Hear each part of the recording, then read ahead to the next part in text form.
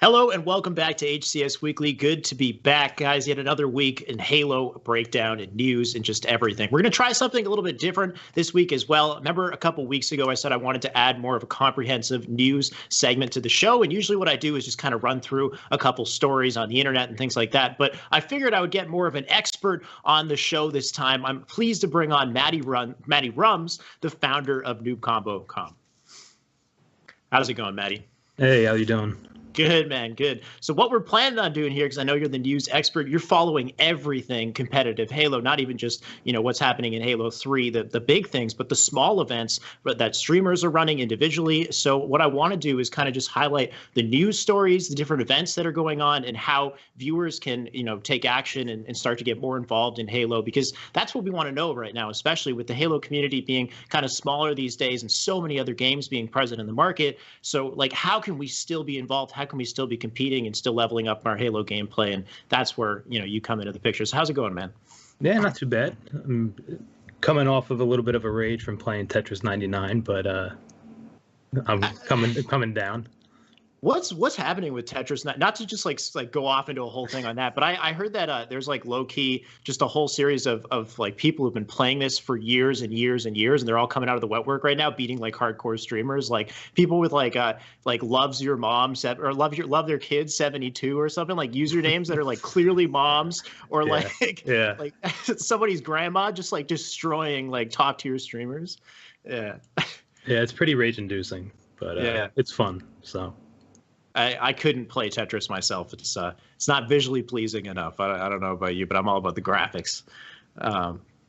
So what we're going to do is we've got a Google Doc here. We're going to run through a whole variety of things that have been coming up just this week as far as Halo news goes. And the first thing is the UGC Winter Series Week 2 results. So let's kick that off a bit. Tell me a bit about what's happened so far. Yeah, so in Week 1, the winner was Tox, and Week 2, Tox was originally registered, but before the tournament started, they said they couldn't play and they dropped out. And what ended up happening was Rain's team, or I don't know if it's Rain's or not, but Waste of a Seed, who've played in multiple tournaments, they ended up taking first place, which is Omega is Better, Wanward, Rain, and Six Story. Mm-hmm. And second place was the European team, Mazer Gaming, who placed pretty well at St. Louis, if I remember correctly. And they're made up of Snaky Hollers, Flames, and Fluximus. Mm-hmm. Third place was Endless, which consisted of Apple Juice, Keyzug, Haynes, and Sullen. Yeah. And fourth was Next Up, which was Burton, Nebula, Piggy, and Skady. Yeah, some of these team names. And Next Up, seriously? Burton, come on, man.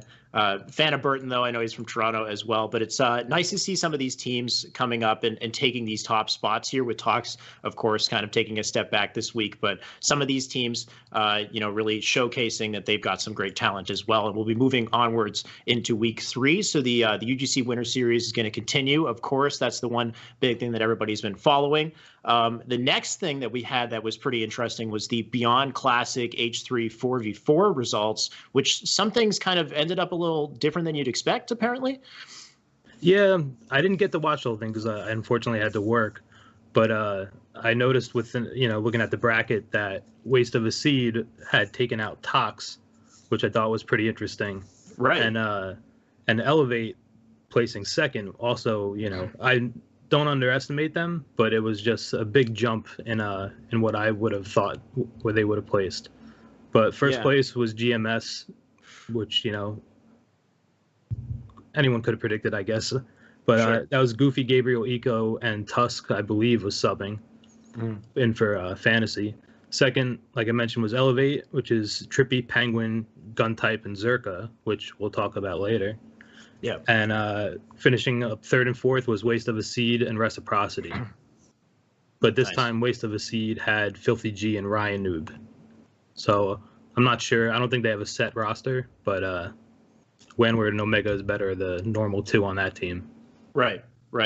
And starting to think, what if they should have sort of like a set roster in place? I'm wondering what happened with that matchup with Tox and Waste of a Seed. And Maddie, I don't know if I want to ask you of this right now, but if you want to maybe bring up the Twitch and check the comments and stuff that people are saying on Twitch, feel free. But I didn't actually see it myself. If you guys happen to know what happened with the series between Tox and Waste of a Seed, if that was just they played it out and Tox got beat, in which case, awesome. I mean, Ryan Noob, Filthy G Omega's better, Wanward, probably great players as well. Of course, we know Ryan Noob is a very great player.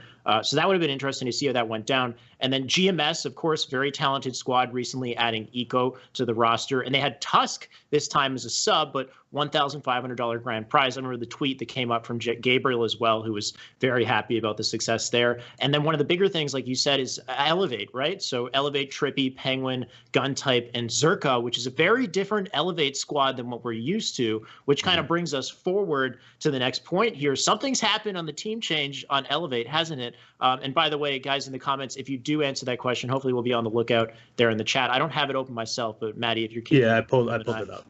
Cool. So what's going on with Elevate as well? Yeah, so earlier this month, I believe it was just the very beginning of the month, Neptune tweeted out that he was a free agent, and it was confirmed that he was dropped from the team. And this was shortly after GMS made the swap with Eco and Zerka. And Zerka was scrimming with Elevate for a few games, but nothing was official or confirmed yet. Then come to find out during the Team Beyond tournament, in Trippy's Twitch chat, I noticed that he had a command for Tommy, who's Saiyan, and it said that Saiyan is taking a step back from competing until Halo Infinite comes out. So the new roster going in, which are permanent, is Guntype, Zerka, Penguin, and Trippy. So no more Neptune, no more Saiyan. And I asked Saiyan while he was streaming, I said, do you mind if I ask why? And he pretty much just said that he didn't think the money would be worth it, and he wanted to work on branding himself and try, take his efforts to streaming. Understandable. It is that kind of time in Halo and that downtime where I think a lot of players are thinking of how can they build up themselves the best they can so that when the next Halo comes out or the next big initiative comes out, they're as ready as they can be. And I've seen Saiyan kind of bouncing around playing some Smash Bros as well, which is kind of neat. But a little unfortunate at the same time, very talented player. And I just interviewed him last week, so it would have been interesting. I think he hadn't fully finalized his decision at the time, but it would have been cool to talk to him there and see what he said about that. As far as Neptune, do you know much about that? I actually heard that Neptune was a last-minute add on the Elevate roster right before they went out to the championship. So I don't know if he was actually a planned addition to the team to begin with. I'm not sure where his focus is, where it lies with Halo 3. I know that he's a very talented player. He showcased that before, but he's very young. And that's the thing with the very young players is, do they want to jump back 10 years and get really good at Halo 3, or are they going to play Apex Legends? Are they going to, try something else while they're young and they can still pick things up quickly? Do you know anything about Neptune's situation? No, like you mentioned, I heard at the Halo Classic in St. Louis that, or maybe it was on Saint's stream, that Stellar was actually the original fourth. Right. And they were playing with him, but he backed out last minute and said he doesn't want to compete in, I guess, Classic Halo. So they grabbed Neptune real quick. And he did well. They did finish top 8. So. Yeah. But I don't blame him for, wanting to work on his own brand, see if he can get something else going. Yeah. I've seen Snipe Down. He was doing PUBG Mobile streams, You got to do what's best for you. So I don't blame him. Branching out a little bit, but never truly forgetting. I'm sure we'll see him come back when Halo continues to hit its stride. Now, Guntype and Zerka joining the roster is going to make Elevate actually a very strong team going forward. And it's nice to see Zerka putting himself, on to Elevate after being moved off of GMS, which is a little unfortunate. But I remember talking about this in a previous interview saying the guy's clearly an amazing player. It's an unfortunate situation, but he's just at the start of his career. Very likely he's going to go on to another awesome roster. So, I mean, there's your example right there. Elevate, with Guntype, with Trippy, and with who am I forgetting now? Penguin. There you go. So, I mean, that is going to be a force to be reckoned with going forward. There was another thing that we brought up in our conversation, which was and this is not about, well, I guess we're kind of switching off of we don't have a set order for this, guys. We just have them listed down here on the Google Doc. But Europa, Halo, and Splinter merged to form Nightfall. So you know a lot about this. Tell me about this. Yeah, so Europa Halo and Splinter were both two separate, I guess if you want to call them community tournament organizers. Both have hold, Europa Halo has done draft cups, they've done free-for-alls, they've done just regular tournaments. Same thing with Splinter. So they both, I guess, came to the decision to just join forces, and they're forming a new tournament organization called Nightfall. So they don't have that much released right now, but they are planning another Halo 3 Draft Cup, which is obviously pool players go into a pool, and they pick team captains and they draft their teams. I think Wonder Boy's team was the winner of the first one. Nice. So it'd be interesting to see if he can have a comeback.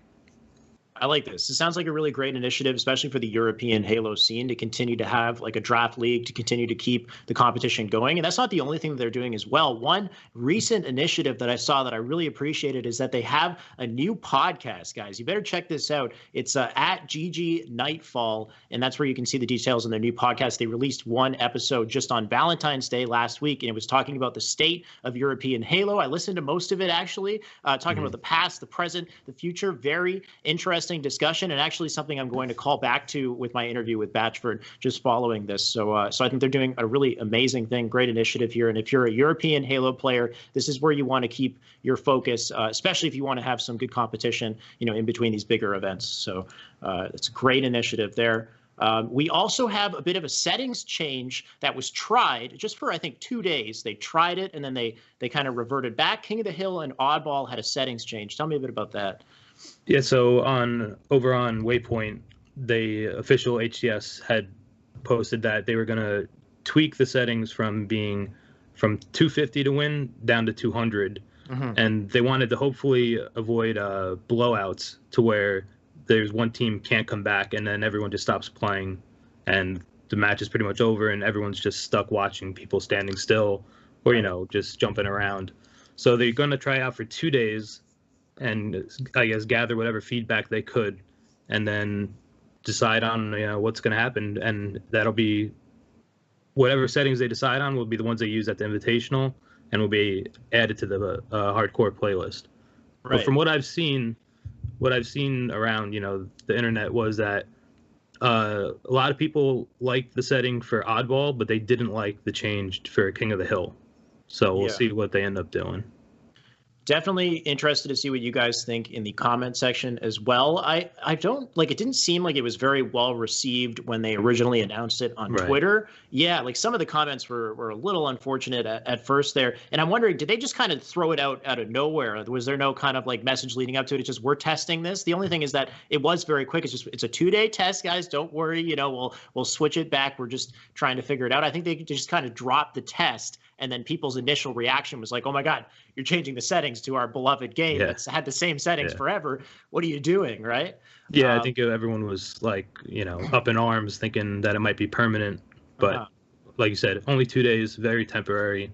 And if you played it, let them know what you think, because that's the only way, you'll be heard. Yeah. Yelling at them on Twitter doesn't really help.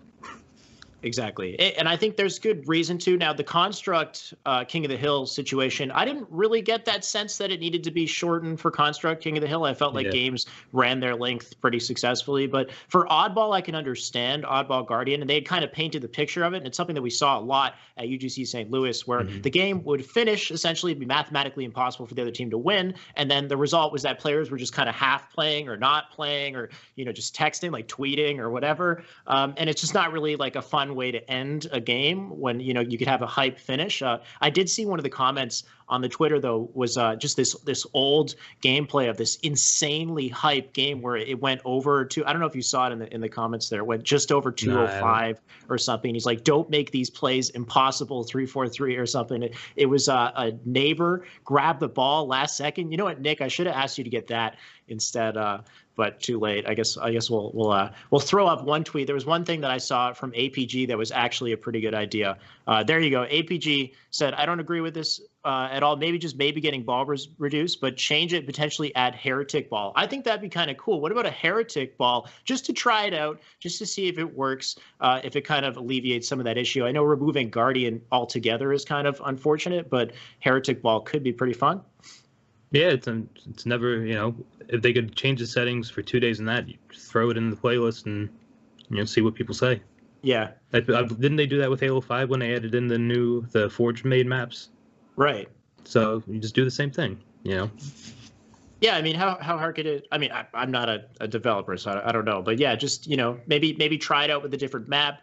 Nothing too drastic on the setting change. I know Callus, who was in the comments on the Twitter, was saying, at least specifically for the competitive LAN events, is there some way we could organize a rule where you just end the game through the start menu? But I know they want to avoid any kind of issues associated with that, like if they didn't calculate it correctly and they just ended the game. Yeah, right? Some human error and now what? Yeah, exactly. So it's a tough situation for sure. Hopefully they get it perfect, but the oddball one, I understand. I think keep the King of the Hill the way it is. That's fine. Now, the next thing going on as far as updates are concerned, there was a big MCC February update. What's the news here? The biggest thing is they added a IP masking, so your IP address will no longer be discoverable, and they're calling it relay. So it sends your voice communications through a relay server, so appropriately named. Mm-hmm. And this way, your IP address for your home computer won't be discoverable by, whichever people decide to go try and find them. Yeah. But you can find it in the options menu. You go to options, then settings, and then network, and then there's relay. I don't know if it's turned on automatically. I don't believe so. So you might have to turn it on, next time you load up. Mm-hmm. But it also only works in matchmaking. It doesn't work in custom games. It doesn't work in co-op campaign or any peer-to-peer type of game, because that's obviously not running through a server. Right. So that's important to know. Yeah, interesting for sure. And there was a large issue associated with this. I think there was was it like DDoSing or something? Yeah, a bunch of people. I mean, I don't think there was any actual proof, but I know Nated was getting hit off constantly. I think there for a while, Roy was getting hit off. So, it was pretty annoying for whoever decides to do that. But hopefully now it'll be fixed. Yeah. So good that they were able to apply some sort of a fix to try to mitigate that issue. At least it seems like it was really kind of ruining a lot of players' experience there. Another brighter note for Valentine's Day, they had a nameplate, which is quite pretty. Nick, feel free to show that as well as your Valentine's Day nameplate that you can see on screen right there. Pretty nice. You get a nice, cute heart there for your Valentine's Day. Hopefully you spent it with a significant other guys. I know I just missed you on the Valentine's last week. We had an episode on the 12th and not the 14th. So hope everybody had a good day there. We also have a new initiative for the Microsoft Store 2v2, right? A playlist for the Microsoft Store 2v2. I like that, integrating it right into the game itself. What do you think? Yeah, I think it definitely makes for good practice. I'm not sure how different the settings are from the official MLG settings. I think it's just the time limit, which might affect weapon spawns. I know the time limit's set to 12 minutes. Right. So I think the weapon spawns are a little bit affected by that, but everything else, from my knowledge, is the same as the official HCS settings you can download, which are the MLG settings. Right. Yeah, I think one of the bigger things too is just seeing a playlist that says Microsoft Store 2v2 and trying to build that awareness of the fact that these events exist and getting that community out there to these local events and building those local communities. I think that's a really good way to continue to have just dedicated support on your game, is when you have that local community to play with, right? Why do we keep playing games? Because our buddies are playing them. So yeah. So 343, this is actually the coolest thing. And I didn't even realize this was a possibility, but working on a custom games browser, the potential with that would be unreal, I think. Oh, yeah. I know a lot of people have been asking for that for a while. I guess a lot of people want to, play their, mini games or even just, Forge made maps. So being able to just jump in and find a group of people that are, just trying to have some fun or maybe get sweaty, definitely be a big plus. But I know a lot of people have been asking for it, so it's nice to know that they're working on it. Honestly, the custom game browser is something that's super slept on in Halo 5. Honestly, I think it's a great initiative. It's just one of those many unfortunate things in Halo 5 that it just came late to the game. So by the time it came out, there weren't, I guess it wasn't the same size population to just appreciate it at that point, or people had already kind of formed their opinions about the game, so they couldn't truly appreciate it. But a custom browser for a console game is so advanced. Like if we could have that on launch for Infinite, we could make all our different like games. The cool thing about it is just being able to play basically, I mean, I know it's Halo 5, so you're limited to its bullet magnetism and stuff, but you could limit it to like any Halo title that you want within that custom browser. You could have Halo 1 style games. You could have Forge mode maps on classic maps or any type of, sport or minigame, like you said. So a lot of flexibility there to just kind of keep the gameplay going. So I really hope they have that as like an out of the box release with the next title. And then the next part here that we have is just all the different events that you can be a part of coming up just in this week. So guys, just so you know, this is something I want to make as a more like a dedicated offering as far as HCS Weekly goes, is every week you can look forward to news like this and events so you can know where to go every single week, where to compete, where you can put your efforts. Matty, just run me through some of the events you can expect to see this week. So first up, we have the Wizard World in Portland, Oregon.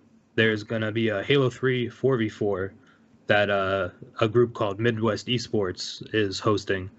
They put on multiple tournaments at different events all across Midwest, but if you're from Portland, Oregon, it's from the February 22nd to the 24th at the Oregon Convention Center. So awesome. Definitely something to look into. On the 23rd, for those who play Halo Wars 2, there's a Halo Wars 2 anniversary tournament put on by Halo Wars Fight Club. So nice. For anyone that's straying away from the, arena shooter and ventures out into the other lore of Halo. Yeah. Also, on the 23rd, the Winter Series week number 3 continues. Yep. Take place. So it'll be interesting to see who shows up for that. On the 24th is the second installment of the 2v2 Microsoft Store series. Right. And this date is actually the last date where you can qualify to be flown out to the Invitational.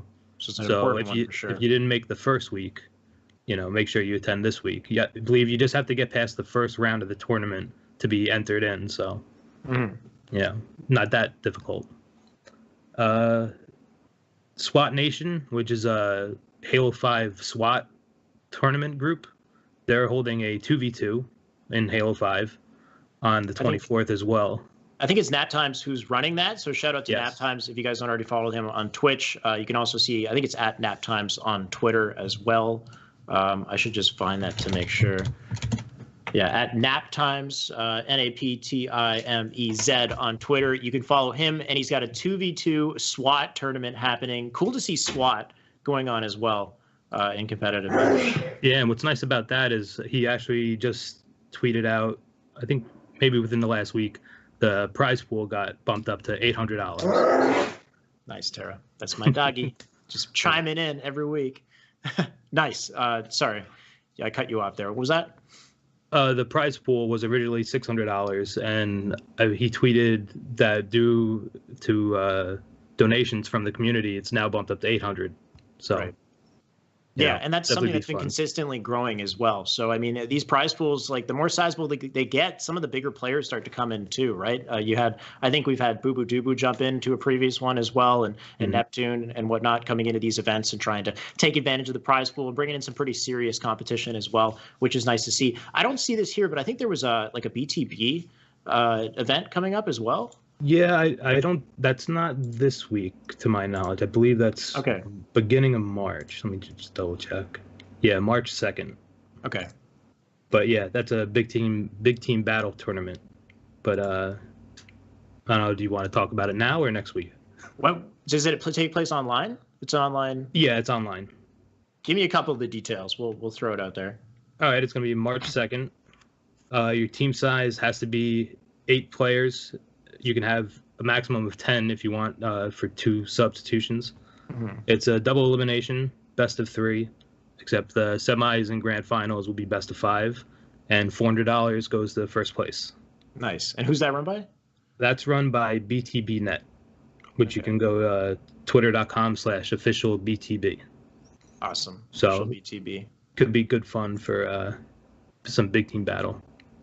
And then the last thing is there's the 25th. Right? Yes, 25th, which next Monday, which actually the first week just concluded, but UGC's Double Down Halo 1 tournament. It's a 2v2. Right. And that's similar to the Winter Series where it's 6 weeks long, but week 1 ended yesterday, and week 2 will be next Monday. Sounds good. So if you're a fan of Halo CE, that's also a great option for competition as well. So a lot of diversity here, a lot of different ways to compete, whether it's BTB or SWAT or Halo 1, Halo 5, Halo 3, a lot of different options. And all of this information, can we find it on noobcombo.com? Absolutely, you can. There you go. Exactly. And that's the beauty of having you on here is everything that we talk about here. You guys can go check that out on noobcombo.com. Feel free to drop that link in the chat or wherever is convenient. But that's the best way to go check out all of this out. So following HCS weekly episodes, always make sure to check out noobcombo.com to see all of the news in more detail or get connected with any specific thing that we talked about that you guys would like to be a part of. So thank you so much, Matty, for joining me on today's episode. Absolutely. Thanks for having me. This is fun. Yeah, no problem. And hopefully we can continue to do this more next week and bring out even bigger and more exciting news following. I'll be there. Just give me a holler. Sounds good. And so next up on stream, we will be having Batchford coming on to join us. I got a quick pre-roll video of Batchford, some hype gameplay back in 2016 when this guy just first started to make a name for himself. Really, they seem like they've sat back a bit after they had that 2-0 lead, and actually Batchford taking down Snipe Drone with his sword. Yeah, that Batchford has earned a point of view for sure after landing that melee kill, so that might have given his team the much-needed boost. Shot across the map on the opposing carrier. Yeah, so this is kind of a flag at standoff situation at the moment. I think this would actually be a great time to just jump into observer mode and see on the player outlines where exactly everyone is on the map. Batchford obviously controlling this flag. He's doing very well in the games. This is very, very smart and very, very clever. He catches Lunny off guard. He'll take him down as well. Looking a little bit shaky as we get into the final possible seconds of this game. Yeah, it's going to be Batchford there who takes down Septic. I was watching Septic's point of view for a while where he was being a menace, so another key kill here from Batchford off of our screens. I'm actually going to take a look at the scoreboard. Septic, top slayer in the game right now with 18 kills, so an absolutely vital kill there from Batchford, taking down the top slayer in the game. They have control, they have 96 points, and they're very close to a game 7. Oh, he stayed alive so he could come back. Didn't land the double kill because he was out, but all of a sudden they just need 2 more points and they can take this game 7. 99, will it take over? Yes, it will, ladies and gentlemen. Batch just shoots across, puts a bullet in the brain of Lunny. Right, it's also in the corner. Grenade goes in, no hit markers, but he got some decent shots on him at least to put him weak. And a Randy grenade across the map. At the moment, trying to steal the pit away from Fly. Look at that new combo shot. This man's a beast. I didn't believe the hype before this tournament. He's an absolute beast. I believe it now. He knows he doesn't have team numbers, so he's just waiting for his teammates to come off the respawn. He's a very, very smart player, and when I play with him, this is the kind of stuff he does. There's people down, don't run in sims, don't give away a stupid death, and that's exactly what he's doing. He's following his own words of wisdom. Snakey's going to challenge it. His teammate will help him out, though, in the form of Warlock. He actually didn't get that kill, so that's going to be Snakey still running around. Nope, that's not the opposing team. That, unfortunately, is your teammate. You're giving Flux a few shots in the back. Flux is going to advance on Septic, who did get tanked up by Batchford. Lunny will land on a grenade, go toe-to-toe. Please say it's not. 2 players coming out, 43, 44. It's going to rack up to 45. They're now extending the lead once again. Out of bottom mid. And once again, the points still ticking in the... And as soon as I say that, yep, Batchford just proved me wrong. Yeah, I'm sorry for the frantic switching there, but I had to swap over to Batchford. Infused right now with the biggest plays. Look at the scoreboard. Look at the kill feed is going to be infused. They are getting the kills, and once again the triple cap. And look at how quickly they push the yard. They know Vibe are going to be spawning in blue. They're going to be pushing this yard, and yes, they will surrender the yard, but they can immediately double cap this immediately. 2 versus 1, never a good scenario to be. Moving across to Batchford. Double kill. Body shots as well. Batchy's fired up. This is what we want to see. I want to see a little bit of banter. I want to see some life from this team Infused because they've been quite quiet. Now if they can do stuff like that, breed a bit of life and a bit of fun into the gameplay, this is what we're going to see. We could see a little bit of another perfect and another double. That's a double for Bring Batchford. it on, my friend. Double for Batchford. And as well, you saw the Plasma Caster coming up. Batchford running a train through this Vibe team. Hey, show the pool, light him up. One shot running it, one shot running it. One shot running it, one shot running it. Sniper, I'm gonna rear it. I'm rearing it. The shot down. I got rear. Let's go. S3 weeks. Rockets and 10. Look at S3, 1 second. He's swinging the fast. I'm hitting corner. The corner on the right. One shot, 2. Next minute. Nice. What's that? S3, pushing, okay. I'm going window. There's a guy there near their cave. No one got average. Weak their flag right. And their corner as well. Their flag again. Right. Pull this. Corner. They're BR. Big call out, they're BR. Okay, I'm looking. I need someone to get there. Looking.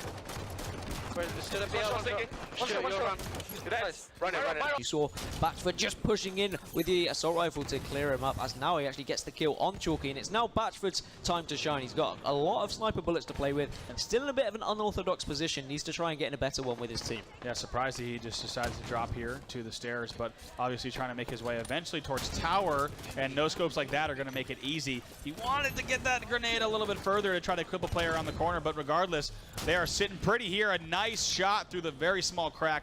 Trying to get in a position where they won't expect. He does see Ramirez sneaking around, gets the double no-scope, and he will be taken down by Snipe Drone. Going to tank up 2 members. We're going to see Flux drop down. Flux will fall as well. But look at this positioning, Harry. He's just going to sit in tower 1, putting some great shots on the opposing force. Then he'll run around, finish off that kill as well. And pretty much between him and his teammate, they wiped out the entire team there. Yeah, Batchford's a beast right now. He actually has the most kills in the game with 9. He's an boys. absolute beast. And there you go, like you say, the triple capture in effect here from Infuse. And Batchford, every single player he sees, he either makes weak or he's just taking them down. It looks so easy for him. He's an absolute beast in this game so far. What a shot. Every time we look at him, and we saw a couple of people, including Respectful, saying his shot is dominant, which I think it would only be fair to go into a listing once again with Team Infused. Batchford, oh my word! 2 reversals, back-to-back, double kill. Delay, Dan, delay. Nice, do it! I'll pick up corner. The window landing. He's weak in the window landing. Cross gonna kill me. Snaky, shot cross. Watch the BR. Ace is absolutely. Watch the BMI, nice. Shooting each other. Make the fuck out of it. I got him. Nice! Get cave, get cave. What a response from Infuse, and just carrying on from their record in Pro League. In Slayer games, their overall was 8-4. That makes them 9-4 now in Slayer. A very solid slaying team. And we're back once again with HCS Weekly, and after a display of just 5 minutes of nonstop onslaught from Batchford, I figured I had to bring him onto the show now. Welcome, Batchford. What's up, man? How's it going, man? I'm doing great, yeah. I just woke up 2 hours ago, so my sleep schedule wasn't too great, but I'm feeling all right. That's like literally what I was going to ask you. Isn't it like a 5-hour difference over there? Yeah. What time is it where you are? It's 11:30 at night. Yeah, man. So what last time, and the whole idea to even have you on the show just came from when I was live streaming back on Valentine's Day, and we decided to play together. But when we decided to play together, it was like almost 1 a.m. where I was. So you were up like. It was like 6 a.m. Yeah, it was. What are you doing? What's going on with your sleep schedule? You're all over the place. Is there any particular reason? I must be an insomniac. Like I don't know. Like I just lose track of time. Like whether I be on the internet or like just like relaxing. Like sometimes I can't sleep, so like, I don't know, maybe I should just go to the doctors, but I don't know, but I just end up like staying up to like 4 a.m. just like, oh great. I mean, it means you're good at being laser focused, though. You just lose track of time. You're so zoned in. And I mean, it helps for Halo, of course. Even in those clips back there, like that was way back in like 2016, I guess, right? What was that like? What was that experience like for you? Because that's like when you kind of broke into Halo, right? It was exciting, but horrifying at the same time. Like, imagine like pins and needles, but constant pins and needles for like 3 or 4 hours. That's what I felt in my hands during like playing on main stage. Like, I'm surprised I could even like 5 someone, never mind hold a controller. It was an experience for sure. Yeah. That's the intense thing too, is like a lot of people don't fully realize, like, you grind and grind and grind online and maybe even in certain lands and whatnot, but when you get on the main stage, it's like a whole different story for some people. Like, I know other players are like, they don't even notice it, they're just so zoned into the game. And I mean, you have like headsets on that kind of block out the audio, but I can only imagine for some people it's so nerve-wracking. It's like, it's intense. Yeah, like the anxiety is always there. Like when I play now, like I still have like the feeling of I need to like play well. Like it matters like now to do well. But like I don't really have like any effects on my gameplay. Like I play like normal. I just know that I have to play well. Like I don't have any pins and needles or like any like sudden movements or anything. Like I'm pretty calm when I play. I just I know I have to do what I have to do to win, or we lose. So definitely. Yeah, and I mean, there's definitely that extra pressure of the fact that it's not just failing yourself, but your teammates, right? Dude, that event was so weird, man, because my teammate Warlord, he goosed on main stage, and like, oh my god, like, I just didn't know how to react. I just like turned to look to him, like, "Are you okay?" And he just was like staring blankly at the like at his screen, like he was dead. And I was like, "Oh, well." Oh my god.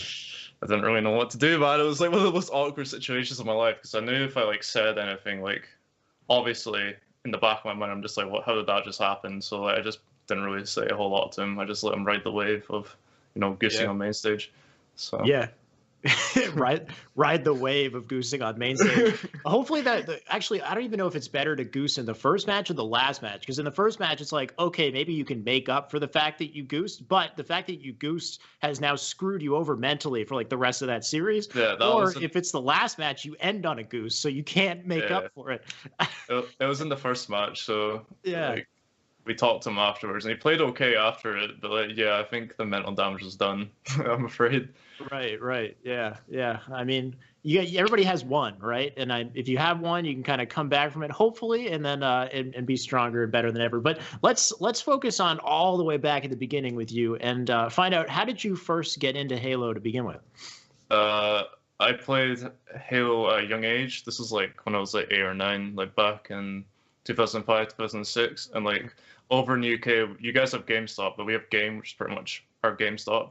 And in the corner of Game, it was just called Game, just Game, like Game as in like straightforward. I like it. Yeah, and in the corner of the store, I don't know, you guys probably had it in America as well. Like they had an Xbox all set up with like a monitor all ready to go, and on the monitor was Halo 2, and like I was just immediately attracted to it because like I thought the guns looked cool, and like, dude, I saw an Elite, and I was like, dude, this is like a dinosaur, and it's shooting guns at me. And it reminded me of Turok, and I was like a big fan of Turok, so I was like, all right, this game was pretty sick.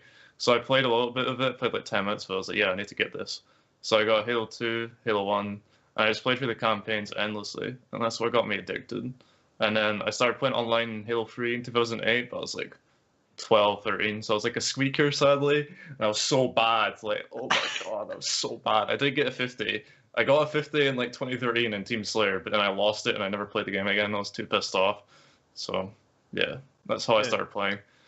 That's fair. You're actually the first person who's told me that their first discovery of Halo was in a store, playing it in a store, which is pretty interesting. I mean, if you think about it, Halo 2 is that one Halo title that like was on newspapers where it's like we've sold 6 million copies, like breaking insane records, and it was just everywhere. So yeah, like that makes perfect sense. Like every single game store would have it as like their spotlight on like the play area, basically. Like this is the game you got to try. So that's so cool that you were just invited, just walking by and seeing it and being like, oh my god, this looks awesome. So yeah.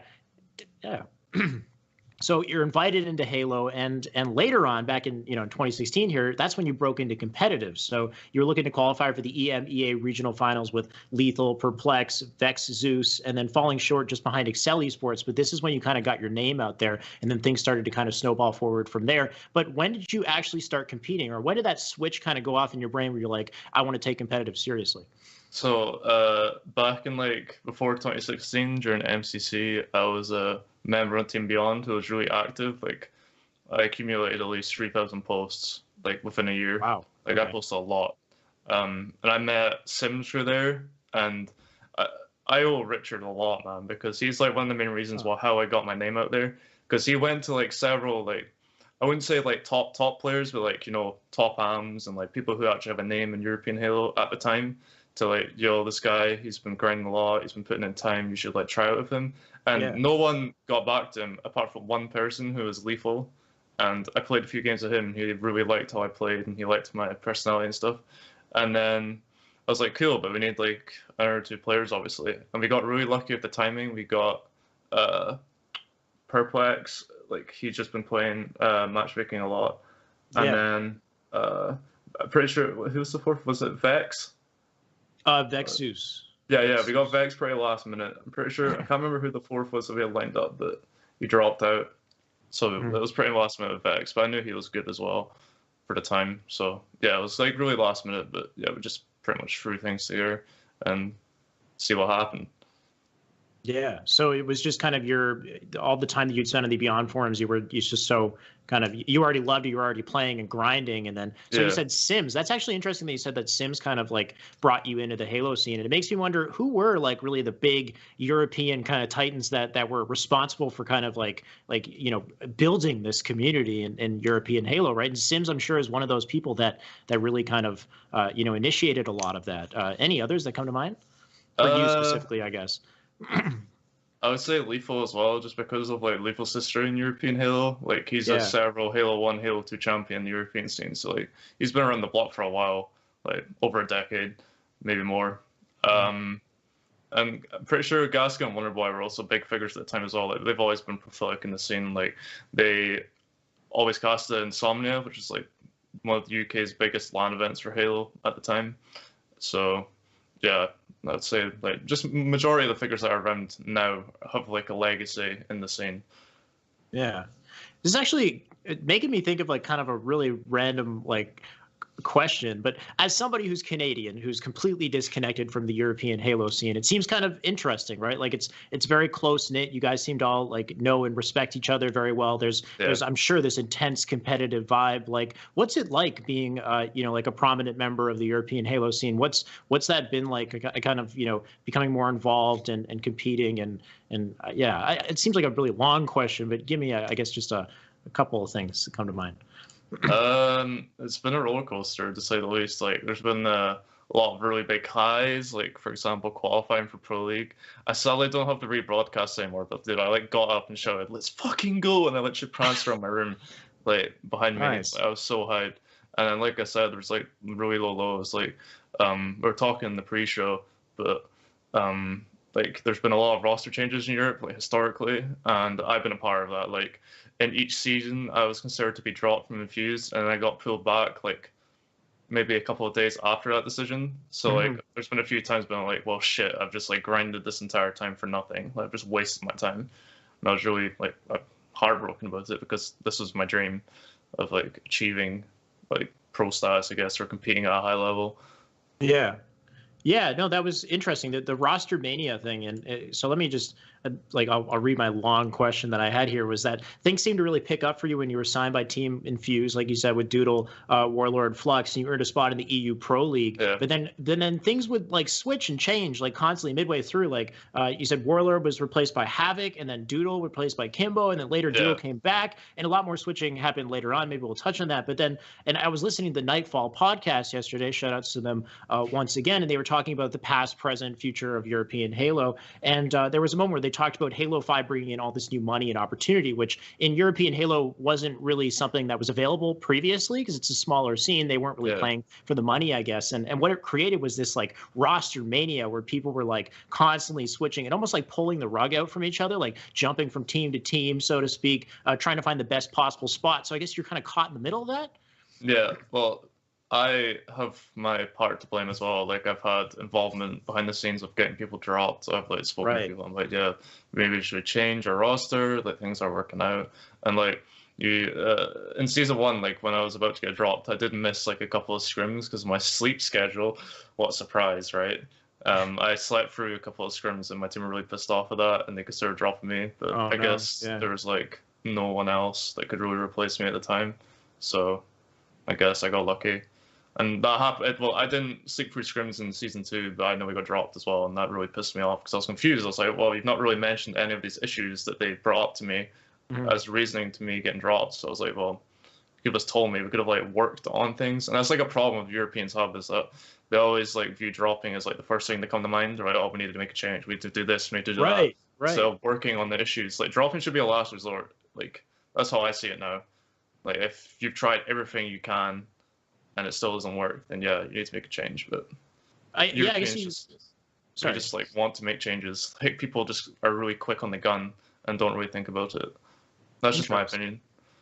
Yeah, it makes you wonder if there should be like certain kind of like priority important like weights on things. Like how do you decide whether or not somebody should be dropped? Like is it like you said you slept through some scrims, or like how do you quantify like is it player skill? And if it's player skill, but what if they're like a great team player and communicator and they're you know what I mean? Like they're a great motivator, they help in all these other capacities. So how do you it just seems like really complex. And then I guess the easy way out is to just be like, okay, let's make a switch. But I think the best people just teams need are the to ones that talk more. stick. Yeah. Okay. Like, sorry for interrupting you. I think people just need to be like more open with their emotion, just talk, because I think people are just scared to talk in case like they upset someone. But at the end of the day, like you're going to upset people either way. So like just be the man and face the change head on instead of just being shady and then like talking about it behind their back and then making a change based on that. You need to confront the issue with the person. Like, you can't just like leave it on the lay side and then try and make a change, you know? Yeah. I mean, I understand it can be a difficult, subject for sure. And I mean, even just expanding on that, the Nightfall podcast at one point had touched on the possibility, touched on the topic of hostility and toxicity within the competitive community. And this is something that you see in every esports title. But do you feel that, like in the community in Europe, being smaller, more close knit, you get a little more toxicity sometimes? Have you had any issues with it personally? I mean, once again, I'm at fault as well. Like I've been a bit of a dickhead on occasion to teammates. Like even I remember one time, I think it was during season 2, I got really pissed off at Flux, and I was just like, I can't remember exactly the context, but he told me to shut the fuck up during the game. So yeah, like I've been in like heated debates during game and stuff, and like I had like this early stigma, like when I first got like introduced into the top tier circle, that I was toxic or like I moaned a lot, and like that is true to an extent, but I believe it was kind of over exaggerated because I've seen people be toxic and moan as well, and I just kind of adapted to my environment. I'm not just like putting all the blame on me, coming up into the top scene that being toxic. Like it was my fault as well, but there was other influences. Like it's not just me. Like the environment was pretty toxic at the time, especially because of all the money. Like we've never seen that. Like the scene in general, even though I was pretty new, hasn't seen that amount of money before ever. So I think people are just like adapting to that, albeit in a negative way. Yeah. I mean, it can be so difficult, and keeping a cool head is one of the biggest things. Is how do you? And this makes me. I keep thinking of, and now I even forget the guy's name, Blackbeard AP. It's funny that I keep calling out to Blackbeard, but he had talked about the mental positivity diet. Is just like when you get in those situations where you want to be negative, just trying to replace it with something positive, and how that can help you out in so many situations. Not even just you, but the people around you too. You start just being more of a positive guy, and you generate more, I guess, publicity, but you're more popular as a result, right? Yeah, people like you more. Yeah. But what I think, and I'm trying to figure out like where it kind of stems from, I think it's like in the European scene especially, there's just this strong will to just gain this like worldwide level of recognition, because it's something that hasn't really been achieved in Europe. So for US players, it's like, I want to be the best, and I want to be just like Snipe Down. I want to be just like like any other like amazing big player that's accomplished this incredible success. But when it comes to Europe, it's like, I want to be that guy who's like Snipe Down in US, or I want to accomplish that incredible, or like Roy or whatever, but do it in Europe, because it hasn't really happened in that same kind of way. And I mean, somebody like Jimbo comes to mind, who's still a pretty big individual. And I mean, Jimbo and Squad back in 2017, they got the biggest accomplishment for European Halo, which was top 6 at DreamHack Denver. But nobody's kind of broken that mold yet. So I think that's really where it comes from. Is it like this incredible drive to succeed and go beyond and push those limits and be the first one to be the best player, right, coming out of Europe? And is that something like a goal for you as well? Yeah, that's always a goal. Like I want to break into the top 8 of Infinite. That's like my main goal at the moment. Like there's nothing wrong with having a goal. Like, I want to be like a Snakebite or a Lethal, but I feel like you need to take it in the steps. Like you need to accomplish one small goal at a time. And I think breaking into top 8 for myself is a next step. And then once if I do achieve that, then I think, what's next? Like what do I need to do? And talking about Jimbo, like going back to the roster changes, I've always felt awful for Jim, because they got top 6 at Denver, and then I'm pretty sure it's happened straight after Denver as well. Like they made a roster change where they dropped Jim. And I'm just like, obviously I don't know the inside like politics. I don't know. Like there was rumors of that team like not liking each other and like not getting on. But like, dude, you just placed top 6. You just like set a record, like unprecedented record for Europe, and you're dropping like a star player on LAN. Like I just don't understand it personally, and I know for a fact that's affected Jim and his confidence. I know for a fact that has like because it affected me. Like when I constantly got friend to be dropped, I was like, well, what's the point of me playing? Like I've spoken to Rich about it several times, spoken to Mark about it. I was like, I want to quit. Like I feel like I'm not respected. I'm not, like, they don't want me as a part of the community. Like I'm over it now, but like I was really sensitive to it. I think it's helped me grow in like thick skin for sure, because you kind of need thick skin. I realized. Yeah, no, it's something that a lot of European Halo players are saying is you do need thick skin. You need to be kind of a strong-willed player, and it's so much more than even just Halo at that point, right? Like I just find it really interesting. European Halo players, it's so not about the money. It's just they're playing the game that they love. They want to be the best at the game, and it's such a close-knit community. And your best friends, your worst enemies, they're all in that together. Yeah. So it does sound really interesting. And I do kind of want to pick Jimbo's brain on that. I'm not sure what I'd ever accomplish. I don't know, how open he is on things like that. And hopefully one day he can come on HCS Weekly. But you're right, like the most dominant squad that we've ever had in European Halo, and they split up. They did it several times as well. Like it's not just once. But Jimbo's always the scapegoat when it comes to team changes. Yeah, he's always the one. Okay, so I wonder. Like it would have been really interesting to see if they could just go strong forward and continue forward. So I mean, looking back on things on your career in Halo 5, was there ever like what was the highest point for you where you felt like you were in a squad that you felt like might stick together, or you felt the most confident, most comfortable, just the best point in your competitive Halo career so far? All right, so that's a difficult question. The best point, like placement-wise, was Fall Finals, which was, I think it was 2016 or was it 2017? I can't still remember. I think it was 2016. They were down to 2016. Sure. Where, my team was me, Kimbo, Flux, and Doodle.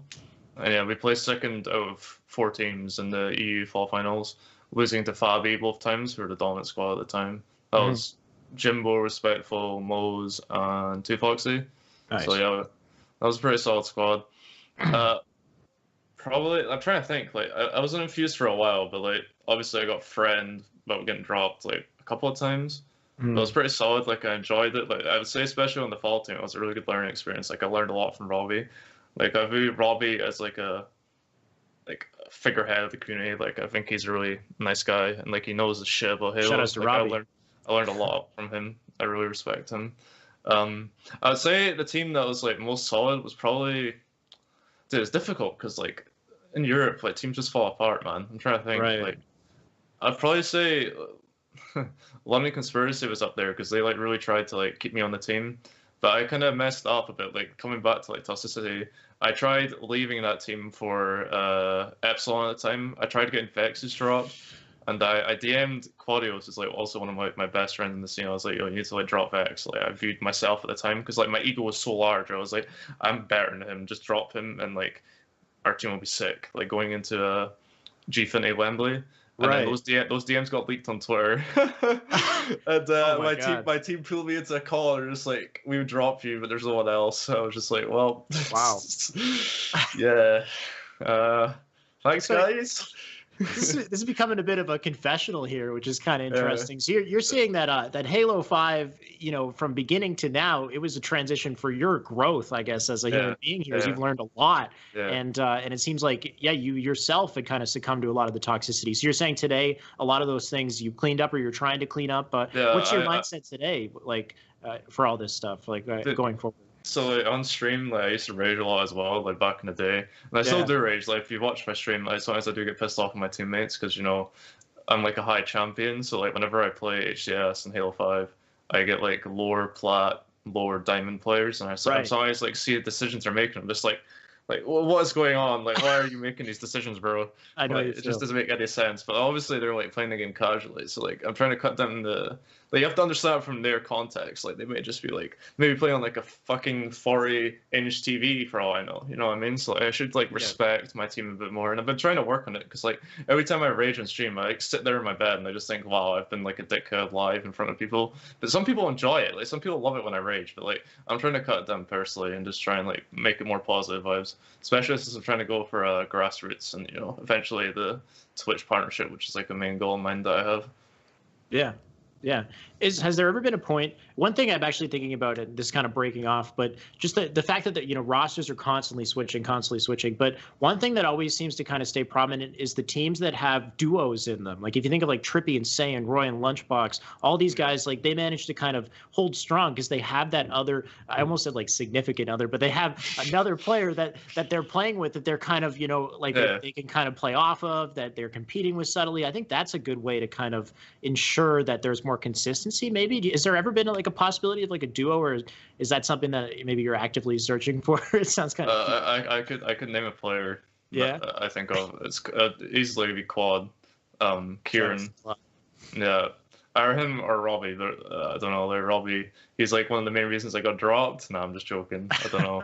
I'm just throwing Robbie on the bus. But no, I would say Kieran or Robbie. But I'm leaning towards Kieran.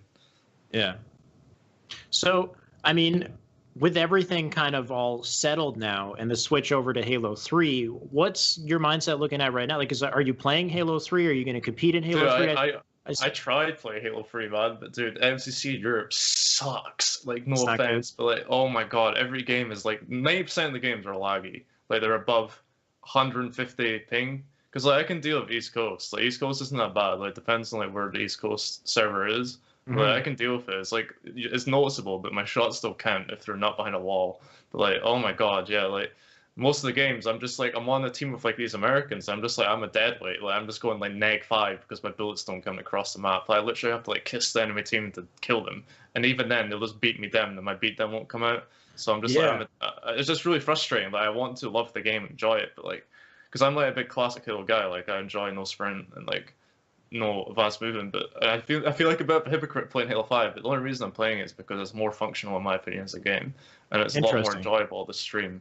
It's easier to stream than playing Halo 5. I feel like Halo 3 even is like a mental gauntlet, which is good for my mental game. It's good for like teaching myself how not to tilt. But dude, it's just like, it's like I'm a glutton for punishment or something, man, playing that game. Like, it's just, Yeah, I watched really bad places. I watched like Snipe them play, and it's this beautiful connection. This game looks so fun. And I get on, and my snipe bullet doesn't count. I'm just like, all right, safe. Like, excellent video game here. Yeah. Fun. Yeah, and it's interesting because even these American players they complain about the connection too. I mean, it's never perfect for anybody. Yeah. They all have their fair share of issues. I've played on West, East Coast, and Halo 5, and there is a noticeable difference. But it's like insane. I feel bad for the Australians as well, man. Like, imagine being an Australian playing Halo. Like, that's just messed up. I can't even imagine. Yeah. God. So that's the thing. Like, that's a whole other topic, but connection's always been one of those things that have kind of hindered the possibility of success of European players. Is that you're always kind of gimped by connection. You can't get the true scrim practice that you would get over online. I don't even know how to kind of talk on that topic. Really, the biggest thing is just what can they do with Infinite to clean that up in the best possible way, so that like you said, Halo 5 is still a smoother experience online with the servers and stuff. It still like works even though there's issues, and we played together and it still it still works. So hopefully they can just tighten it up even more and we can have something more competitive, because I think that's going to be the biggest thing going onwards into the future is finding a way on an international level for us to all be able to play and compete with each other without game breaking inconsistencies and connection. If we can do that, then I think the entire European scene, Australian scene, all these teams level up like incredibly. I think there needs to be like a LAN league or something. Like, look at Call of Duty, they'd like bypass the whole connection issue. Like, obviously Call of Duty is like a huge franchise compared to Halo, but like, of course, it's in my opinion, if we really want to take things really serious and they want to get their regions involved in a LAN league, would be excellent. I wonder how they would do something like that. Yeah, I have no idea. I'm not the person to speak to about that, but like, I think it would be best bet. I mean, free for free are listening, man. So who knows? Like, I honestly think I have a lot of like positive hope that whatever they do, they've learned. Like, whatever they do will be the right decision, because they're listening for Infinite. They need to listen, because this game cannot be a dud in like viewership wise or anything. It needs to like hit a home run. Like, it's probably going to come out next year, so that's 5 years. Like, we need to do a game, dude. It's been 5 years nearly. You know what I mean? Yeah, I mean, with all the conversations that I've been having with everybody in all these episodes of HCS Weekly, I think that listening is really the primary thing going forward. That is the innovation, is just the listening and the communication back and forth. And it does seem like they're taking a lot of initiatives, a lot of strides forward to make that happen. Yeah. So hopefully that's what happens going onwards. And I'm thinking, like, I remember when Halo 5 launched, it had the most prize pool money in any console esport title. Like, it beat out Call of Duty. Yeah. Like, it's Microsoft running the ship here. The money is there. Maybe I'm wondering if maybe they channel some of the prize pool money, like, out of the prize pool and more into the infrastructure of things, like, so that they're flying the players into the LAN center or whatever it is, so that you get these constant kind of LAN events. Or it's just tough. Even the flying, like, you guys, the hours and the jet lag, like, that'll screw you over too. Imagine if that's like a weekly basis. You got to fly it every week. Like, yeah. So I think one thing they could do as well is, like, I remember with the first Worlds, they had the crowdfunding rec pack or whatever, and I thought that was a really cool idea because it boosted the prize pool up to like 2 million. Yes, and I was really surprised they never did that again, because it was like a hit. They generated over $1 million in revenue, maybe more. I think they continue trying it a bit. I know they had the weapon skins that came out, and then some of the money that you purchased, the weapon skin would go, towards the prize pool. But yeah, definitely something that they need to continue doing going forward. Now, I'm sure they'll have initiatives like that, and other esports titles do it. So it's just drawing from like Dota does it all the time, and they have these massive prize pools. That's what I was thinking of when I thought of it. I was like, Dota does it really well. Yeah, crowdfunding is a huge thing. There was one other thing I wanted to highlight as far as the European scene is HCS London last year, which is probably one of the biggest highlights for an event in London, specifically because you had the North American teams come over to London. So playing on London soil is something we hadn't seen before. Another big thing about it, and this is just shout outs to Gfinity, was the amazing content that they produced. This is something that was it was unprecedented for Halo, just the creativity and the production value of some of this content. They had interviews just on the street, kind of like Snakebite and Royal 2, just sitting in a park hanging out, or the Hot Wings, Hot Ones style interview. These are really great initiatives that bring out personality and really get you connected with the players and their stories. And I think these are really great ways to build a community. So I love the initiative there. And you were at HCS London. So tell me, how was the experience? Dude, Mark, also known as Onset, and the team absolutely killed at that event. Every time you go to a Gfinity event, you're treated like a true professional. I'm not saying you're not treated like a true professional at MLG events. For Europeans, that experience is so rare, because we always have to fly over to get over to MLG events. So having one that's close to home was just surreal. My team plays top 16 that event, I've teamed with some people who it was their first LAN, funnily enough. So oh wow, think back to how my first LAN went. I thought they were gonna have jitters and stuff. And they kind of did, but they had different jitters where they just didn't call out, and when they did call out, they would stutter, because they're thinking so much on the gameplay. What they're doing, they just didn't know what to call it. But it was just a transition progress. More games we played, the easier it became. Really, it was similar to my situation, where the more games I played, I just became accustomed to how everything ran and felt. Right. Yeah, I have no complaints. Gfinity have they've put themselves on the throne, if you get what I mean. They're the number one European Halo, event runner. What's the word I'm trying to think of here? There's a big word I'm trying to think of. I was just going to say that the shining star is representing the European scene right now. My mind just went blank. Tournament organizers, that's the word, Jesus. They absolutely, they're just incredible. I love Mark the bits as well. He's another figure who's always pushed me on and tried to make me play at my best. Yeah. I mean, a lot of amazing personalities, so much talent in Europe. So I think just hopefully in the years that come with the next title, and just cleaning up things with connection inconsistencies and stuff like that, and just allowing them to have more opportunity to compete at the highest level of play, you're going to see them level up too. And I think that there's so much potential there, and it's going to be really exciting to see. And I love that fact that there is just that deep deep, just competitive like will to be the best and to prove something. I think that's going to be so hype when we can see a European team come out and accomplish past top 6, get into grand finals of a massive tournament, and then it becomes like an international struggle, right? Like just the bigger kind of narrative builds around that, and that becomes so exciting for Halo. So I really am looking forward to seeing what the possibilities are there, and hopefully Microsoft 343 they capitalize on it. I mean, Microsoft as a company has more servers than like any other freaking company in the world right now, right? So so I'm really hoping that that the sky's the limit with stuff like this, right? I think if Europeans like change their like psychology on like how team changes work, and like they try to work on things a bit more, and if we get more opportunities, then yeah, it's definitely possible. Like top 6 is just like we're just touching the sky.